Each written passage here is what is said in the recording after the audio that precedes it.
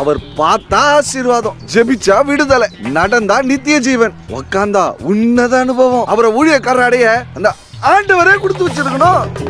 அன்பானவர்களே, ஐயா நடத்துற கன்வென்ஷன் கூட்டங்கள்ல அலை மோதும் போதும். இப்பொழுது சகோதரருடைய தகப்பனார் சகோதரரை பற்றியும் இந்த ஊழியத்தை பற்றியும் ஒரு சில வார்த்தைகள் உயர்த்தி பேசுவார். அப்பா என்ன ஸ்டிக்கும் இல்லாமல் கண்ணாடி இல்லாமல் வராது?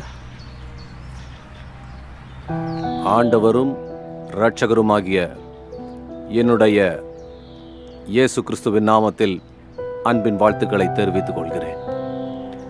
உங்க எல்லார்கிட்டையும் கொஞ்சம் மனசு விட்டு பேசணும் போல இருக்கு, அதனால சாதாரண தமிழ்ல பேசுறேன்.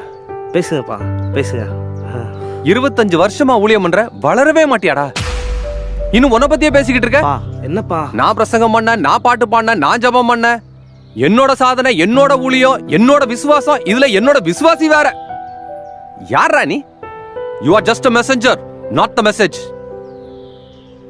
You are so much preoccupied with yourself and your ministry, man. நீயே உனக்கு விக்கிரகமாயிட்ட. தேவராஜ்யத்தை வளர்க்கறியா இல்ல ஓ ராஜ்யத்தை வளர்க்கறியா?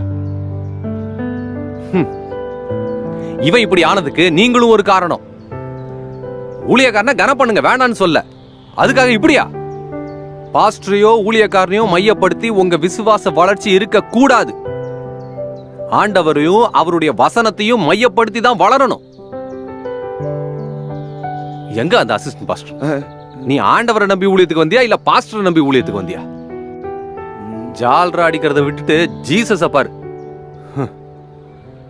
என்னமோ பெரிய லிஸ்ட் போடுற, இத பண்ணிட்ட அதை பண்ணிட்டேன்னு. ஆண்டவர் உனக்கு பண்ணதை என்னைக்காவது லிஸ்ட் போட்டிருக்கியா? இதுல டாப் 10 டாப் 5 வேற. ச்சே, கேவலமா இல்ல? என்னடாச்சு உங்களுக்குலாம்? கேவலம். யூடியூப் வியூஸ் வச்சு பெருமை பீத்திக்கிற. சரிப்பா, அதுல எத்தனை பேர் மனம் திரும்பினா தெரியுமா உனக்கு? இல்ல எத்தனை பேர் ரட்சிக்கப்பட்ட தெரியுமா? நீ ஊழியக்காரனா இல்ல உலகத்தானே?